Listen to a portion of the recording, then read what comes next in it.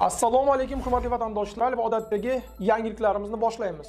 Boshlashdan oldin katta iltimos, meni ko'rayotgan bo'lsangiz, podpiskani bosinglar. Podpiska bizning kanalimizga rivojlanishiga juda ham yordam beradi. Iltimos, shuni bosib qo'yinglar.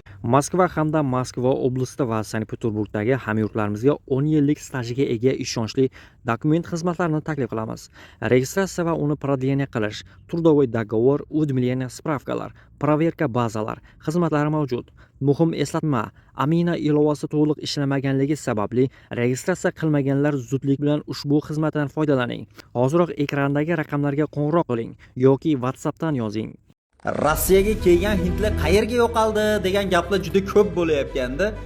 Endi mana bahor kelib kunlar issiq qolgani uchun bular o'rmonlarning ichiga kirib olib, xuddi Hindistonning hayotini singari qilib, shu o'rmonlarning ichida yashab, musorlarni har joylarga tashlab yurilgan ekan. Buni endi o'sha mahalliy aholi kuzatib yurib ushlabdi. Mana o'zingizning guvohi bo'layapsizlar, shu o'rmonning ichidan hammasini topib, tutib olib chiqib musorlarni terdiryapti. Musorni qarayni. Bir vagon bu ketdi bular. Nima uchun o'rmonda yashayotgan degan savolga shu kvartiraga pul to'lamaylik, tekinga shu o'rmonlarning ichida yashasa bo'lar ekan deb bular o'shaga joy qilib olib yashab yurishgan ekan do'stlar. Telegram kanallarida yozilishi bo'yicha xuddi shunday yozilgan ekan. Men sizlarga o'zbekcha perevod qilib aytib berdim. Albatta, mehnatlarimizni qadrlagan holatda shu videoga bittadan like bosib, kanalga obuna bo'lmaganlar obuna bo'lib qo'yishingizni so'rab qolaman. Moskva va Dushanbe o'rtasida poyezd qatnovi qayta tiklanadi. RJda Moskva va Dushanbe o'rtasida to'g'ridan-to'g'ri poyezd qatnovi tiklanishini e'lon qildi. Dushanbedan birinchi poyezd 21-iyundan mahalliy vaqt bilan soat 3:25 da jo'naydi. Poyezd 24-iyun kuni soat 22:08 da Moskvaga yetib keladi. Rossiya poytaxtidan birinchi poyezd 25-iyun kuni soat 6:05 da jo'nab ketadi va 29-iyun kuni soat 02:48 da Dushanbega yetib keladi. Poyezd har 2 haftada bir marta qatnaydi. Sayohat vaqti taxminan 4 kun. Yo'nalish Tojikiston, O'zbekiston, Qozog'iston va Rossiya orqali o'tadi.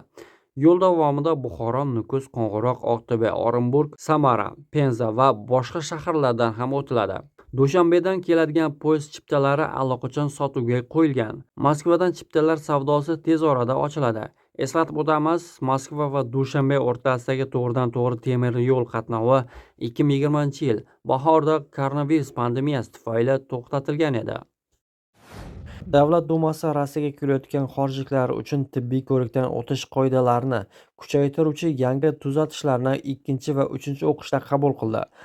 Yangi qoidalarga ko'ra majburiy tibbiy ko'rikdan o'tish muddati 90 kundan 30 kungacha qisqartiriladi.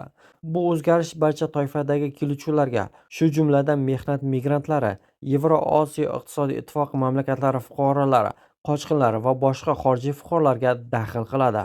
Agar siz Rossiyada uzoq vaqt qolishni rejalashtirayotgan bo'lsangiz, har yili bunday tibbiy ko'rikdan o'tishingizga to'g'ri keladi. Xorijliklarga ko'rikdan o'tish to'lovini mustaqil ravishda yoki o'z ish beruvchisi hisobidan amalga oshirishlari kerak. O'zgarishlar 1-sentyabrdan boshlab kuchga kiradi. Tibbiy ko'rikdan o'tishdan bosh tortish yoki bo'yin tovlash uchun ma'muriy javobgarlik joriy etiladi. Bunda 25 ming rubldan 50 ming rublgacha miqdorda jarima va mamlakatdan chiqarib yuborish ko'zda tutiladi. Barcha klinika va shifoxonalar ko'rik natijalarini Sog'liqni saqlash vazirligi axborot tizimiga kiritishlari shart.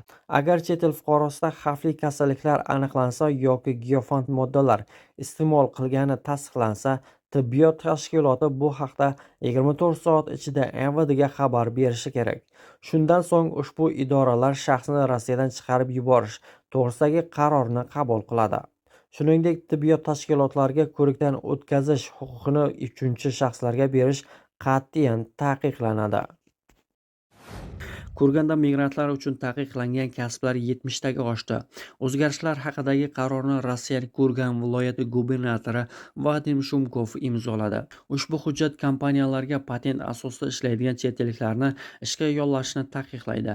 Ilgari bunday cheklovlar faqat iqtisodiy faoliyatning 9 turi uchun amal qilar edi. Endi bu ro'yxat 70 tagacha ko'paytirildi.